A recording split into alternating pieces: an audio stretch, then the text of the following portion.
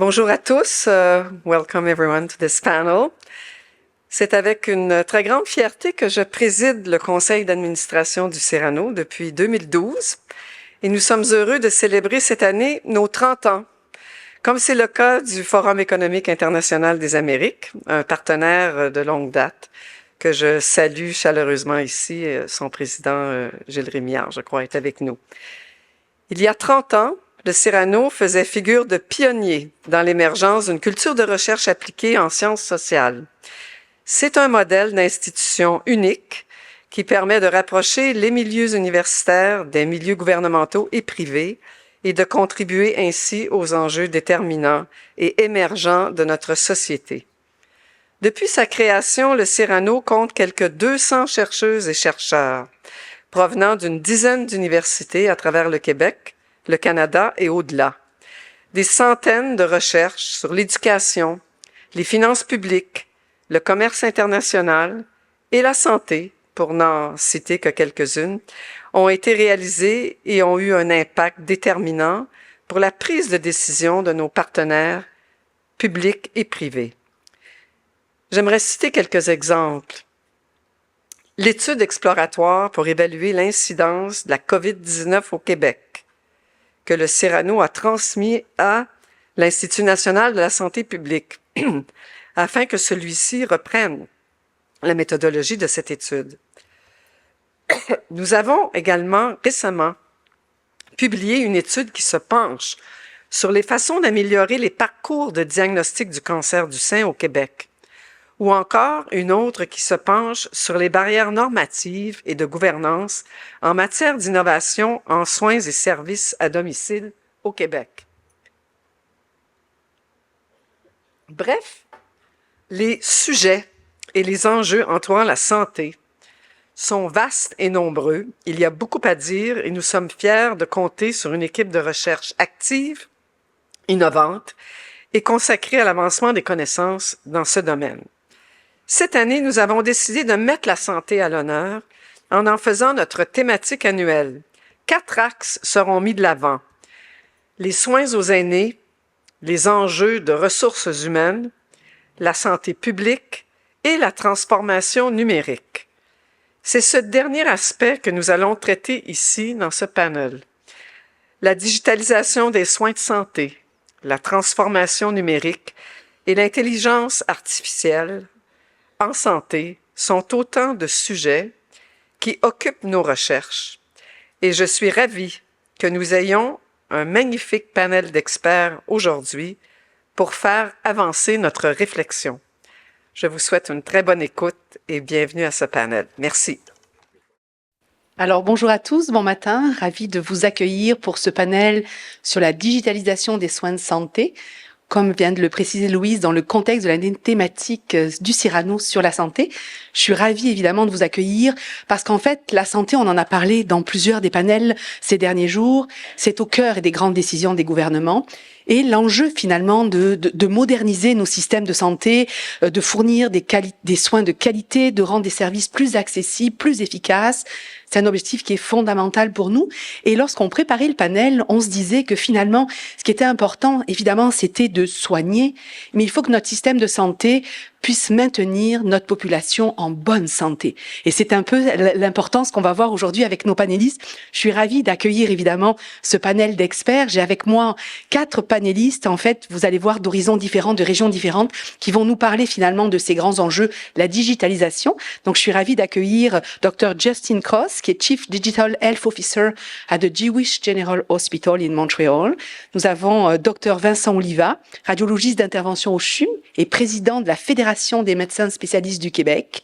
J'ai Roberto Pupo, attorney at Odland & Knight Miami Office, et Carole Jabé, directrice scientifique secteur santé au Fonds de recherche du Québec. Donc, merci à tous les 4 d'être ici avec nous aujourd'hui. With the rise of technologies such as AI, telemedicine, electronic medical records, we are witnessing a rapid transformation of the medical landscape. on veut des résultats, on veut arriver à cette transition. On l'a vu, on a un objectif. Et ce qui va être important, évidemment, on l'a vu, on va le voir avec nos panélistes, il y a d'importants défis en termes de mise en œuvre, formation de nos professionnels, d'adaptation aux besoins des patients, des professionnels de la santé. On va parler aussi des enjeux de financement. On va voir, il y a des comparaisons qu'on peut faire, évidemment, selon les régions. Il va falloir surmonter des défis.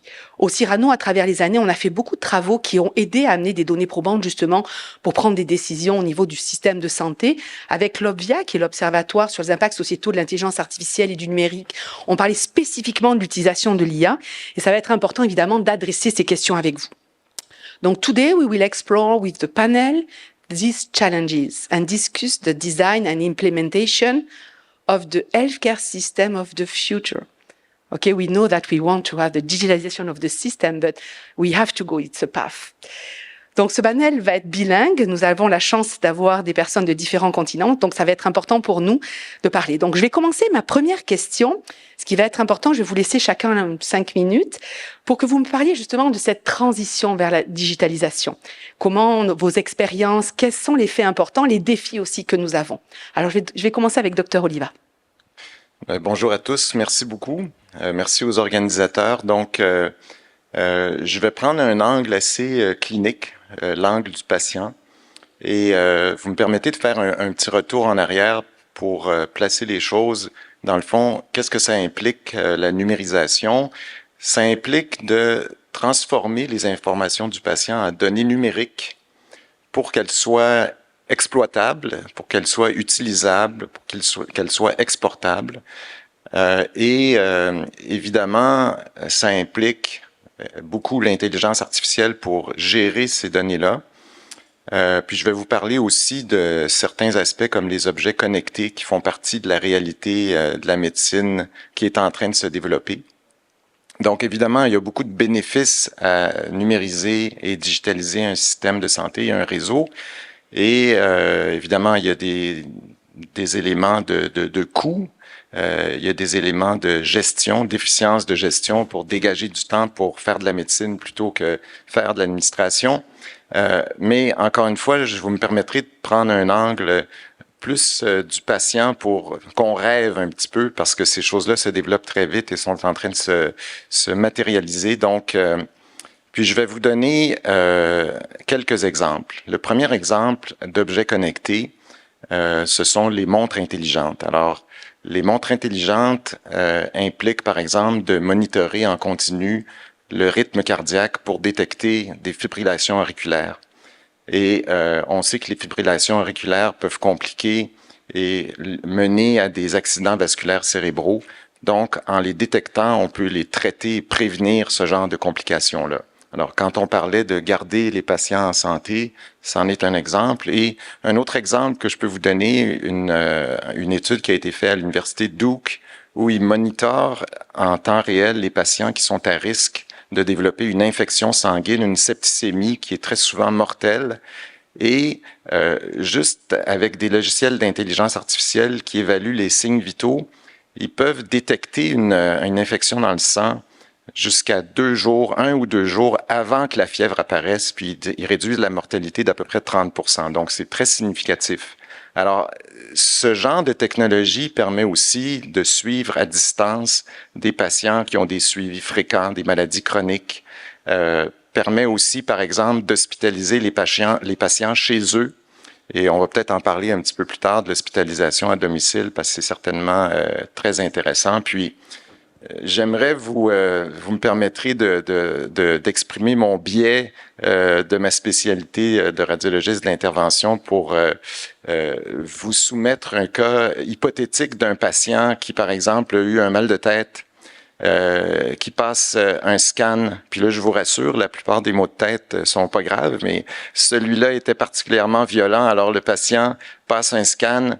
Vous savez, dans plusieurs hôpitaux, il y a des longues listes de lectures ça peut prendre jusqu'à 1 semaine ou 2. Alors, dans ce cas-là, il y a des logiciels d'intelligence artificielle qui scannent l'examen et qui identifient qu'il y a des anomalies sur ce scan-là, qui mettent un drapeau. Alors, le radiologiste, plutôt que de commencer par les examens normaux, va lire tout de suite cet examen-là, puis va dire, il y a un anévrisme là qui a besoin d'être traité. Alors, toujours dans notre exemple, le radiologiste de l'intervention contacte le patient, lui dit « Vous avez un anévrisme, on a modélisé votre anévrisme, on a simulé un traitement, puis on peut vous dire qu'on peut traiter cet anévrisme sans opération. On va passer avec un cathéter dans vos vaisseaux, on va bloquer cet anévrisme et selon la modélisation qu'on a faite et la simulation, votre risque de complication est de 0,3 %. Alors, vous arrivez demain, on vous fait le traitement, puis vous partez le lendemain soir. Donc, c'est le genre d'exemple où on combine un paquet de technologies, mais qui sont disponibles actuellement, qui sont faisables, qui sont applicables. Il faut juste les mettre en application puis mettre tout ça ensemble. Mais c'est des choses qui se font parfois à petite échelle. Mais encore une fois, ça nous donne un peu une idée d'où on peut s'en aller. Donc, est-ce qu'il y a des limites? Évidemment, il y a des limites parce que il y a des enjeux de sécurité des données, il y a des enjeux éthiques, comment est-ce qu'on gère ces données-là.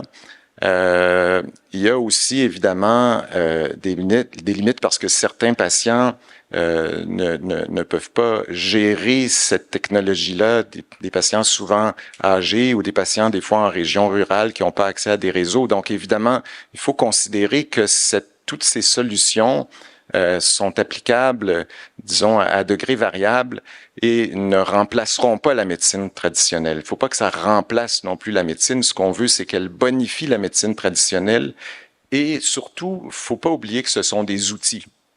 Et ces outils-là, il faut qu'on les adapte à nos besoins. Parce qu'évidemment, ces solutions-là peuvent nous amener très loin, mais pas nécessairement dans la direction qu'on veut. Puis une des recommandations qui a été faite par le panel d'experts qu'on a réuni dans notre bureau d'innovation à la Fédération des médecins spécialistes. Ils nous ont dit la première chose qu'il faut faire, c'est s'approprier les solutions d'intelligence artificielle et les adapter aux besoins de notre population spécifique et valider ces solutions-là. Donc, évidemment, c'est très excitant cette perspective-là de numériser notre réseau de la santé. On a un projet ici dans la province de Québec qui est le dossier santé numérique qui va être déployé par la compagnie Epic à partir de la fin 2025. Donc, on est extrêmement enthousiaste et on croit que ça va littéralement être une révolution pour nos patients québécois. Donc, je laisse la parole au panel suivant. Merci, Dr. Oliva. On voit finalement cette transition là vers de la digitalisation. Roberto Pupo, from the US perspective, what can you add for this digitalization of healthcare? Well, good morning, everyone. It's a pleasure to be here. And I hope that I can bring a slightly different perspective to our panel. I'm a U.S. lawyer, a corporate transactional lawyer. My firm has a actually the largest healthcare department in the U.S. Let me do this.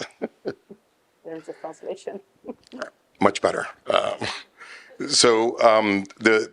My law firm has the largest healthcare department in the U.S. We see the largest number of healthcare M&A below $500 million in the country.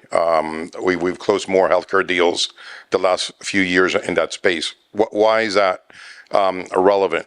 A lot of the healthcare needs that we have on digitalization are going to depend on funds. And we see trends in the space that I think are very relevant to the future of the digitalization of healthcare. I think it's a necessity, and I think the panel will talk about that. But digitalizing healthcare is needed to treat large populations of patients in an efficient manner, in a manner that increases positive results and reduces cost.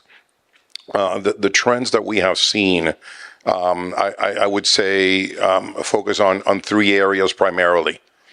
And Dr. Oliva touched upon a very critical area. I would say that that's the area where there's been the most advancement, which is on the clinical side. There have been very significant advancements, as Dr. Oliva has mentioned, on treatment, telemedicine, remote treatment of patients, use of robotics for more precise procedures for patients and less invasive procedures for patients. The advances on the clinical side have been very, very significant and are well detailed. Where there are two other areas where I feel we have seen movement, but that movement is lagging in terms of where we would like to see the healthcare of the future. One of those areas is in administrative procedures and management of healthcare. In the U.S., you hear about the public programs, Medicare, Medicaid, where a very large sector of the population gets its health care. Medicare is for the elderly. Medicaid is for low-income individuals. Very significant funding from the government for these programs. As a matter of fact, healthcare represents 19%. Healthcare services overall represents 19% of the U.S. GDP.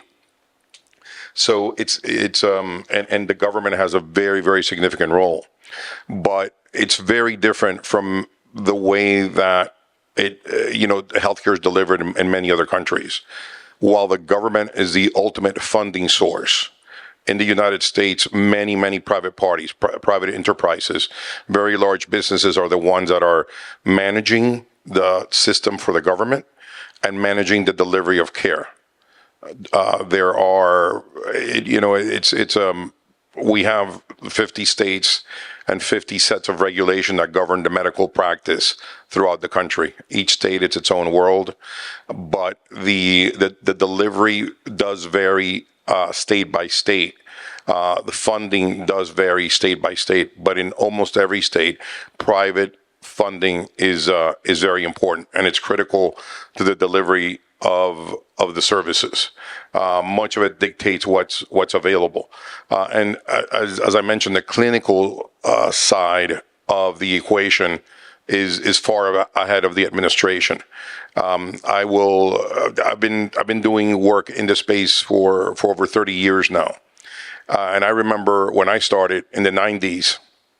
There were companies that were aggregating providers, clinicians, hospital groups, ancillary services providers. They were grouping them together.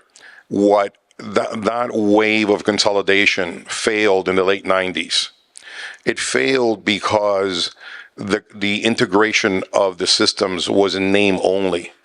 The systems weren't truly integrated. There was not sophisticated information systems to deal with either health records, the sharing of information, which is critical for the efficient delivery of healthcare, and there weren't sophisticated processes for managing the consolidated populations of patients that those companies were trying to aggregate under one roof.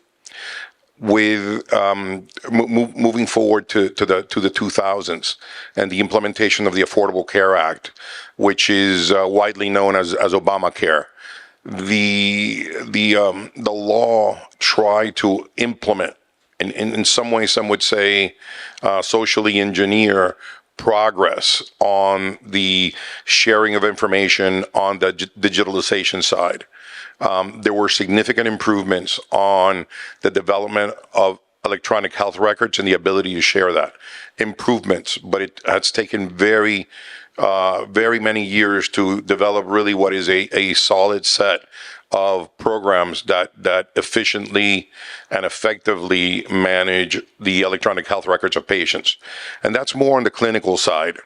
What we haven't seen is the development on the administrative side of complex systems that are able to identify patients both by large populations, but also granularly to the individual patient.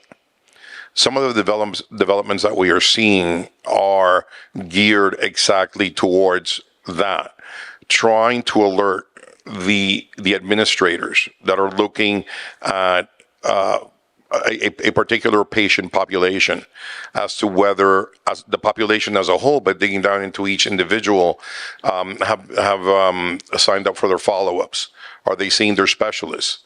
And those are far more general aspects of what the software and the technology can do.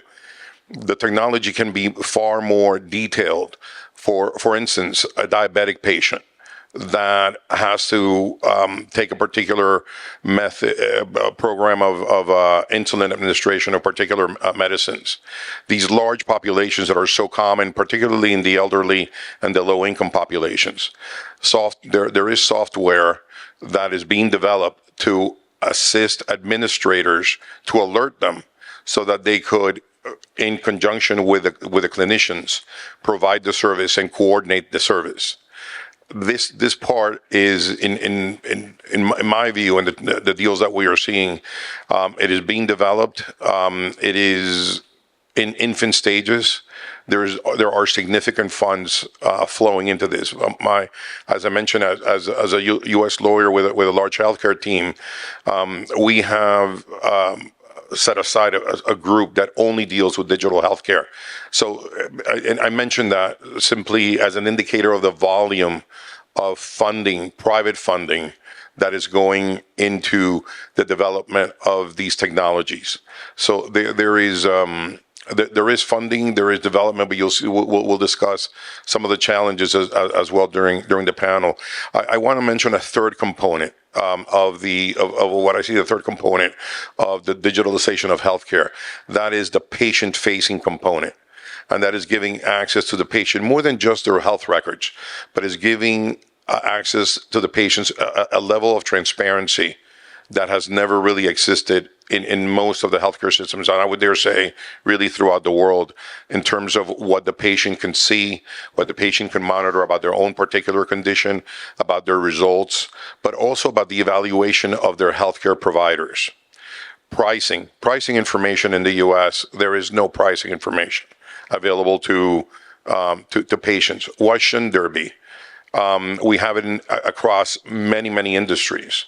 The healthcare industry itself has, I think, in many ways benefited from this lack of transparency, but benefited really to the detriment of the patient, and in many ways also resulting in increased costs.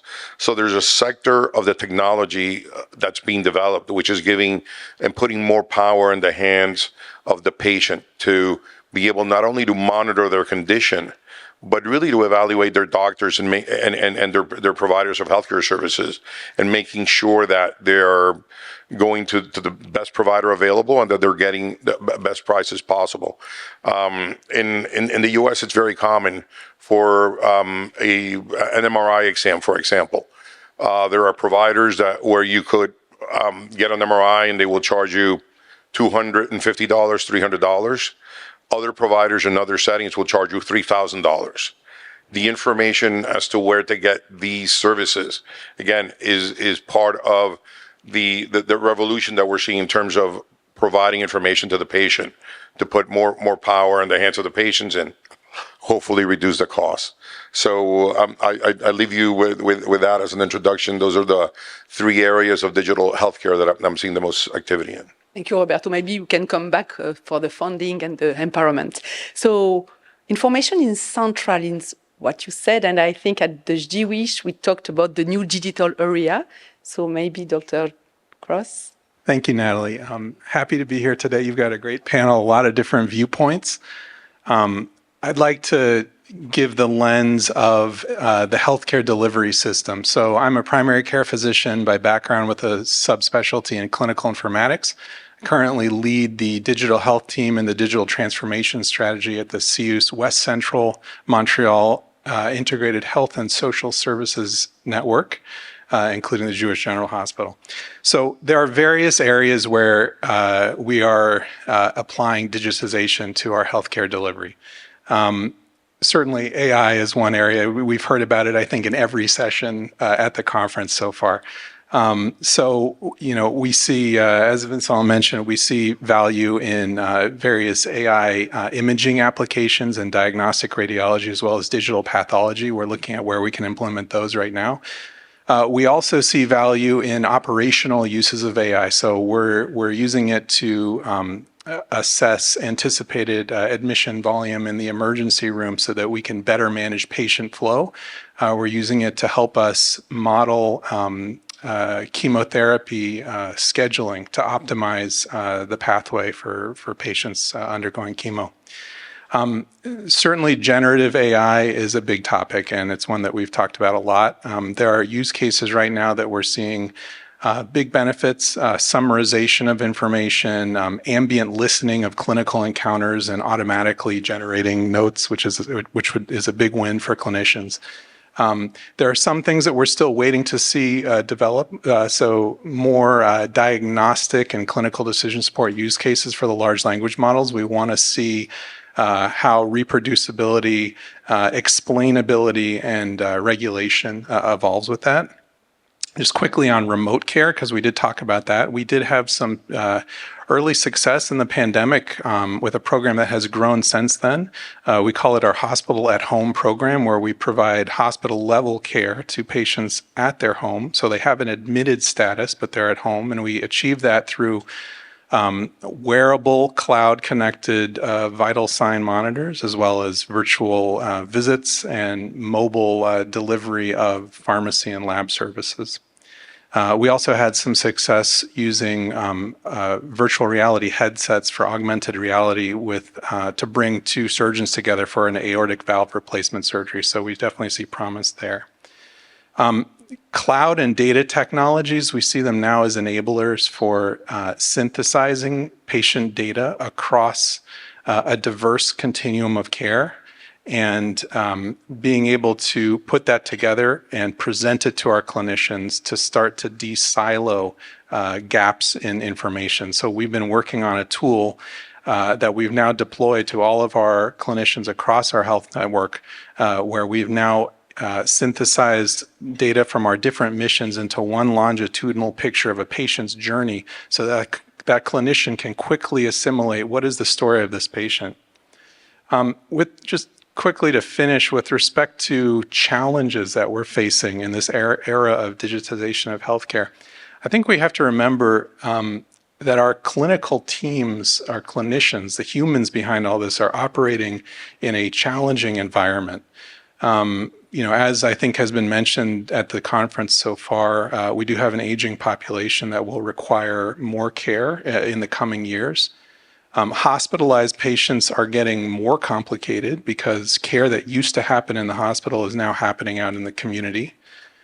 The clinical software environment, as Roberto mentioned, electronic health records, are often challenging and frustrating for clinicians to use. Sometimes the implementations of those systems can lead to, unfortunately, more administrative burden.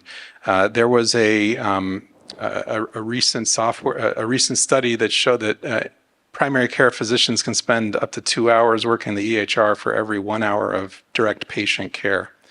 So burnout is something that we're seeing as a real issue among clinicians. Over some recent surveys from 2021 show that over half of physicians in the US as well as in Canada are reporting symptoms of burnout. That has improved since the pandemic in some more recent data, but it's still an issue. And so it's something that we need to take a look at and see how to solve. So in summary, I think there's massive potential for digitization in healthcare. We're already starting to apply various solutions. This is going to lead to better efficiency for our clinicians, allow them to take better care for our patients. But there's two key things we have to remember. We have to make sure we're tackling real problems with the right solutions. We're not just chasing shiny objects. And we have to focus on good implementation so it supports the clinical reality on the ground. Thank you. Yes, thank you very much. And it's interesting what you said. We will have a chance to talk after that, but it's not technology for technology. We need to focus on the needs and what we want. We have a lot of clinical point of view, mais Carole, toi, du côté de la recherche, des données, est-ce que tu peux nous donner un petit peu les éléments sur cette transition vers la digitalisation des systèmes de santé? Merci d'abord d'être ici. Merci pour l'invitation. Très heureuse. Si tu prononces le mot donner, tu sais que tu vas venir chercher ce qui est cher à mon cœur. Je pense que je vais commencer par une phrase, peut-être pour dire où est-ce qu'on se place, où est notre tête. Puis la phrase, ça va être, qui à mon avis sert à chacun des collègues qui a parlé, analyse massive de données massives. Puis je pense qu'il y a rien de ce que j'ai entendu des trois collègues qui ne va pas passer à un moment donné par cette capacité à donner du sens, à donner de la signification, non pas à un seul set de données, à un set clinique ou à un set administratif, mais vraiment à un set de données complètement multiple, diversifié et qui ne viendra pas que du système de santé. Alors une fois que j'ai dit analyse massive de données massives, je vais peut-être rétro-pédaler, faire peut-être quelques points en arrière. Je suis directrice scientifique au Fonds Recherche du Québec. Je m'occupe du secteur santé. Je suis très chanceuse d'être accompagnée par deux collègues, Janice Belledge, Louise Poisson, qui s'occupent de deux autres secteurs, nature et technologie, société, culture. Pourquoi je dis ça? Parce que dans le narratif que je vais avoir, on ne parle pas d'une approche qui est disciplinaire, mais bel et bien d'une approche qui va se retrouver interdisciplinaire, multidisciplinaire. Et quand on regarde cette digitalisation du système de santé, je pense que chacune d'entre nous est capable d'y voir des opportunités pour la communauté de recherche qu'elle accompagne, communauté de recherche qui va arriver avec des solutions pour les trois collègues ici sur le panel. Le Fonds de recherche du Québec, c'est l'agence subventionnaire provinciale pour soutenir la recherche académique au Québec. Je pense que tout le monde le sait, ça fait jamais de mal de le répéter. Notre job dans la vie, c'est vraiment de créer de la capacité de recherche. Ça veut dire quoi? Ça veut dire soutenir des talents, la relève, des carrières. Ça veut dire soutenir des regroupements de recherche, donc des endroits sur les campus, dans les établissements de santé, qui vont venir mobiliser des équipes de recherche, donner les moyens, incluant les données de l'établissement, les données hors de l'établissement, qui vont permettre de faire les percées dont on a besoin pour donner les meilleurs soins. Puis c'est aussi essayer de structurer des projets de recherche qui vont justement pointer vers ces innovations. Mais si on pense que c'est ça le Fonds de recherche du Québec, je pense qu'on a oublié un bout de notre mandat. Un bout de notre mandat, c'est de travailler de concert avec à la fois notre communauté de recherche et à la fois avec les décideurs, les partenaires, y compris les partenaires industriels, pour permettre en fait à l'ensemble de la société d'anticiper ses besoins. Puis là, on va connecter toutes les dots qu'on a dit depuis une quinzaine de minutes. Ça veut dire quoi, anticiper les besoins en matière de santé? Ben, ça veut dire qu'il va falloir qu'on parle, c'est sûr que je quitterai pas l'estrade sans avoir prononcé le mot, il va falloir qu'on parle de santé durable. Ça veut dire quoi parler de santé durable? Ça veut dire parler de la durabilité de nos approches de santé. Et c'est là où je pense qu'il y a une grande opportunité à la fois pour la recherche, à la fois pour les praticiens, à la fois pour les administrateurs, à la fois aussi pour les patients. La durabilité de nos systèmes de santé, ça va passer par la gestion des maladies chroniques, ça va passer par la prévention, ça va passer par le diagnostic précoce, ça va passer par du pronostic. Et là où est notre incroyable opportunité, c'est donc de profiter du bénéfice de cette digitalisation du système de santé dont on a besoin dans sa gestion, dont on a besoin pour les soins, pour aller chercher de la donnée, pour être capable de l'analyser, lui donner du sens, être capable de la croiser avec d'autres données, des données d'éducation, des déterminants d'autres, les données d'autres déterminants de santé. C'est pas juste ma physiologie qui va déterminer que je vais tomber malade. L'endroit où je vis va peut-être déterminer si je vais tomber malade. Ma capacité de revenu va peut-être déterminer quand et comment je vais tomber malade. Donc il faut qu'on a l'opportunité ici de donner du sens à tout ça. Ça vient avec des défis. Transformons nos défis en opportunités, là, c'est toujours ce qu'on dit, là. En tout cas, c'est pareil qu'il y a un proverbe chinois qui dit ça. Les défis, c'est d'abord notre agilité technologique. On a beau dire que c'est pas un problème technologique, et je pense pas que ce soit un problème technologique, mais il faut qu'on soit agile avec ça. Il faut qu'on soit capable de faire parler nos systèmes entre eux. On a créé des lacs de données, j'allais dire au CHUM parce que je viens de là, mais pas qu'au CHUM maintenant. L'ensemble des établissements de santé organisent leurs données, puis il faut le pousser. Mais c'est pas que ça. Il faut créer de l'accès. Il faut créer de la fluidité, de la mobilité. Ça devrait pas être compliqué de croiser des données, parce que si c'est compliqué de croiser les données de mon cœur avec les données de mon cerveau, vous imaginez quand j'ai besoin d'aller les croiser avec mes données environnementales ou les données qui vont me dire où se trouve l'épicerie au coin de la rue pour être capable d'avoir la bonne alimentation avec. Ça veut dire aussi qu'il faut former je ne connais pas un seul secteur industriel ou un seul secteur d'activité sociale aujourd'hui qui ne parle pas de transformation numérique. Si on en parle tous, on a besoin d'experts. On a besoin d'experts qui vont comprendre les données qu'ils manipulent, mais qui vont comprendre aussi quel est le besoin du clinicien, quel est le besoin du patient. Donc on a besoin d'une expertise bilingue, trilingue, peu importe. Puis on a besoin aussi d'avoir quelque chose qui implique la société civile, qui implique le citoyen, la citoyenne, qu'elle donne son avis, qu'elle soit capable de, comme c'était mentionné, de trouver dans son dossier patient, c'est quoi à un moment donné sa formule sanguine. Je vois pas pourquoi on n'y aurait pas accès. Puis je veux dire qu'il y a un cinquième défi, et celui-ci, je l'emprunte à Daniel Caron de l'ENAP. C'est, je pense, lui, très récemment qu'il l'a exprimé le mieux en ce qui me concerne, c'est qu'on a un besoin de cohérence. On a un besoin de cohérence dans la façon dont on organise dans différentes organisations la gouvernance de nos fameuses données. Puis si on n'est pas capable de trouver cette gouvernance-là, on risque de se retrouver avec une digitalisation qui ne sera pas complète.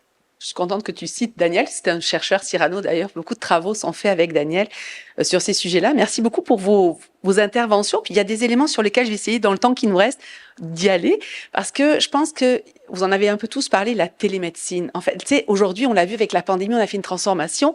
On parle de digitalisation du système de santé, transfert de données, mais il y a peut-être quelque chose là. Est-ce que, docteur Oliva, tu sais, on a parlé du CHUM, c'est évidemment le GWISH, on voit bien l'avancement que vous avez dans cette utilisation. Comment vous voyez ça? Est-ce que c'était juste parce qu'il y a eu la pandémie, on est passé là, ou c'est vraiment quelque chose de durable dans le temps?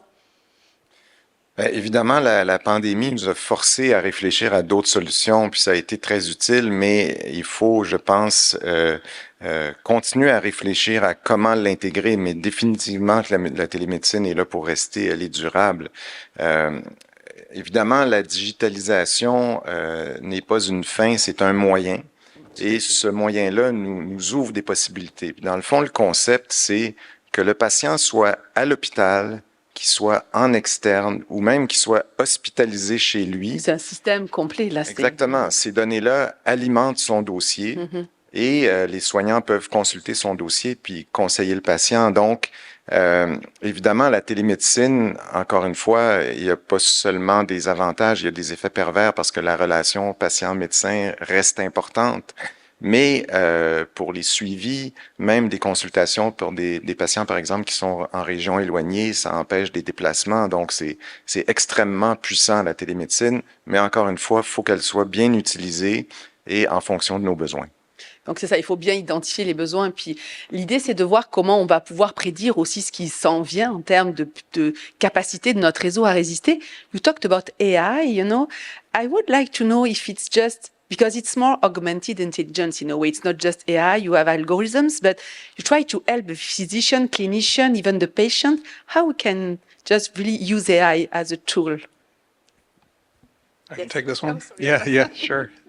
So I agree with the characteristic of augmented intelligence. I think, we're looking at it as a force multiplier. How do we make our teams more effective? When it comes to how do you implement this at the local level in the healthcare network, first of all, just on a practical level, you have to think about where does it fit in the clinical workflow. Let's say you have a tool that's making predictions or observations on imaging. Does that where does that plug in? Are you going to insert that into the main electronic health record system that the doctor is working in, or is it going to be some completely other thing that they have to log into and they're going to forget their password for? So these are the kind of things that make or break solutions at the local level. But maybe stepping up from on the floor, just in general, it takes a lot of skill sets and vast amounts of data to create AI algorithms and solutions, and then tailor them to the individual environment. And a lot of smaller and medium healthcare networks don't have that capability. And then once they are implemented, you have to monitor the models. What are the outputs of the models? Are they performing as expected? Are the outputs of some model that you've implemented starting to affect other processes in your hospital, or even starting to affect other models in your hospital? And so a lot of smaller organizations don't have those resources. So I think the way forward is a public-private partnership. And so with that, though, we have to make sure that we have the privacy and the data privacy and the security and the regulatory pieces in line to support that partnership. So it's interesting because we didn't talk about that, the regulation and the framework around the data sharing. Carole, en fait, c'est un enjeu, ça, justement, le partage des données. Tu parlais de lacs de données, de plus petites structures. Est-ce qu'il y a des éléments qu'on peut aider, en fait, la recherche? Est-ce qu'elle est en avance, justement, sur ça? La recherche, c'est super intéressant comme question. La recherche, à mon avis, a toujours été un facilitateur, un promoteur, et elle a aidé dans le sens où, quand sont installés les lacs de données dans les institutions, ils se sont installés par la voie de la recherche. À la fois pour l'expertise, à la fois parce que en recherche, on est têtu. Quand on en a besoin, on se débrouille pour que ça arrive, et puis on va chercher la façon de pousser le développement de la connaissance et l'innovation. Donc, je pense qu'on a vraiment été des précurseurs. Je pense que la recherche, et je me dépêche parce que je sais que le temps file, a un deuxième avantage, c'est que à date, et en tout cas les sondages le montrent, et je pense que le baromètre au Cyrano le montre, crée une confiance vis-à-vis de celui ou celle qui va partager ces données. Les données, elles viennent d'individus, par consentement ou sans consentement. Il y a une participation citoyenne à cette création de richesse de données, et quand c'est utilisé à des fins de recherche, que c'est précisé comme ça, les individus veulent le partager. Là où je pense qu'on a un souci, c'est probablement ce qu'on est tous et toutes sur ce panel, dans cette salle, c'est quand vient la position de dire quel règlement on va dessiner, d'un seul coup, notre tête change de place. Et je vais prendre l'exemple de Waze et l'exemple de la télémédecine. Il n'y a pas un seul d'entre nous qui va prendre sa voiture sans aller vérifier c'est quoi le meilleur trajet. Puis on va dire merci Waze, je t'ai donné mes données. Tu me suis dans ma voiture, tu me suis dans mon domicile, mais comme tu me donnes le meilleur parcours, je continue de t'utiliser, et tout le monde est correct avec ça. Télémédecine, c'est la même chose qu'on va vouloir. Le contrat qui est établi entre celui qui exploite la donnée au sens noble et le bénéfice que j'en ai, on le comprend, on le perçoit. Quand on regarde le contrat de l'accès aux données d'un point de vue beaucoup plus organisationnel ou du point de vue du règlement et de la loi, le contrat qu'on regarde est l'unique contrat sécuritaire. Est-ce que ce qu'on va faire va être sécuritaire? Et on a complètement perdu de vue le bénéfice du gain, du win-win. Et je pense que là, on a un travail collectif à faire pour ramener le win-win dans la discussion et balancer le sécuritaire qu'on ne fait que voir. Ça, c'est vraiment, en tout cas, on parle du point de vue du patient. Robert, you talked a lot about patient at one point, information sharing, patient empowerment. How do you see that as a lawyer? Because we are talking about data sharing, you say, but it's our personal data. It's really difficult for people to say yes, but at the same time, they want to be cared. So, I think the data privacy laws both help and impede the process. There has always been hesitation in terms of information sharing, and the systems we have a fragmented system. I think it's in the U.S. I don't think that that's unique to the U.S. We have independently operating hospitals and hospital systems, and we have independently operating clinicians and specialists and primary care. It's not just data sharing. It is probably the largest challenge that I see in terms of developing mechanisms and structures through digital healthcare, through AI, that can facilitate the sharing of that information. That is critical to developing a more efficient system. I mentioned the Affordable Care Act, Obamacare, earlier. A lot of what Obamacare is based on is a value-based system, value-based services. And what does that mean from the U.S. perspective? Is when you match rewards, including compensation, with medical results. In order to share that information so that you have a system that on the clinical side, you're gathering the right information.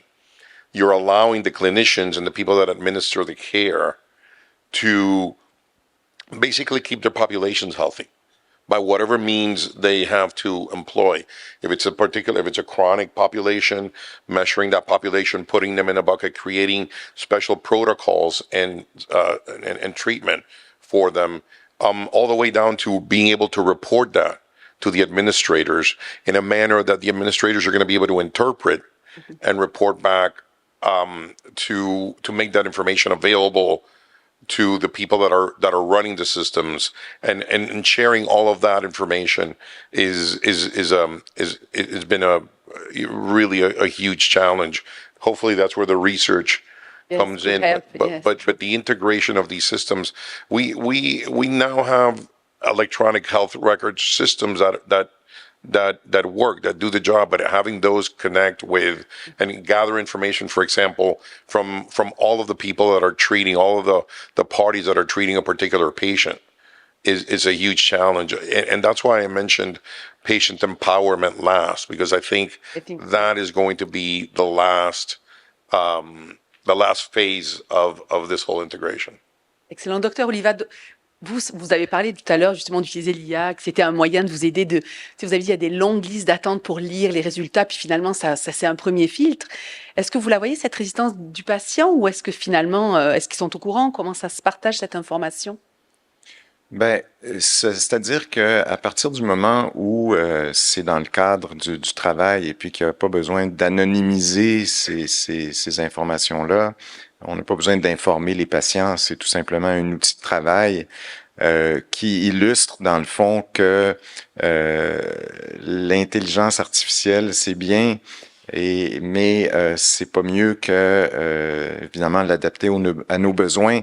Puis l'intelligence artificielle plus le médecin est meilleur que le médecin tout seul, qui est meilleur que l'intelligence artificielle tout seul. Tout à l'heure avec Augmented Intelligence, on doit travailler ensemble, c'est ça? Absolument. C'est un outil qu'il faut qu'on intègre dans notre façon de travailler. Vous voyez que du côté des cliniciens, des médecins, vous l'utilisez, mais est-ce que c'est quelque chose il y a l'adoption aussi de cette technologie-là du côté des médecins? Ou il y a une résistance? En fait, l'intelligence artificielle est partout. Plus qu'on pense, plus qu'on le réalise. Puis moi, c'est sûr que je suis dans un domaine où c'est très présent, mais il y a beaucoup de fabricants, d'appareils où les solutions d'intelligence artificielle sont déjà intégrées. On n'a pas besoin d'utiliser un logiciel en plus. On fait une échographie, on va mettre un point au milieu de la lésion, puis automatiquement, ça va calculer le volume et puis ça va nous suggérer un stade d'évolution. Donc, c'est déjà très, très présent. Et effectivement, je pense que le défi, c'est de déterminer jusqu'où on veut intégrer ces solutions-là, puis est-ce qu'elles correspondent vraiment à nos besoins. Mais définitivement que c'est en train de révolutionner la médecine. Il y a des enjeux aussi d'enseignement. Il faut qu'on enseigne ça aux nouveaux étudiants parce que c'est quelque chose de complètement nouveau. Ça va être la formation qui va être un challenge. On en a parlé. Comment vous voyez ça? How did you see that? You know, you are a clinician and you did the technology expertise also, you know. Is it something that everybody could handle? I think the answer is yes, but we have a little bit more work to do. And I think a big, this was even referenced in one of the previous sessions about we don't always know exactly how the model works. And so in medicine, when you're going to take an action and you're responsible for the action that you take, you need to understand how that recommendation was made. And so both from a clinician's angle and a patient's angle, I know there's a lot of work being done right now to improve explainability. Like, how did this tool get to this decision and this recommendation? And so the transparency and explainability, as long as we keep on making progress with that, I think it will be for everyone. Excellent. Je pense que, do you want to add something? Sorry, I saw you moving, very, so I say maybe. very briefly. And I think we mentioned this, making the advancements, real advancements, making them to be workable. We hear a lot from clinicians, from the clinical, the people that are actually treating the patient.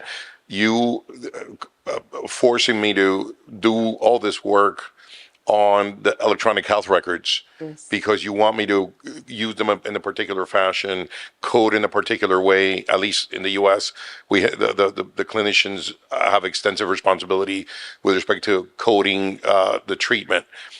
It's taking away from patient care. The systems need to be developed in a manner that doesn't happen, that they're more naturally usable by the provider of care so that the focus is on the patient as opposed to complying with what a system might require.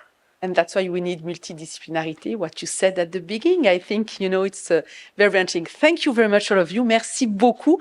Merci à tous pour avoir été avec nous. Je pense que un sujet très important.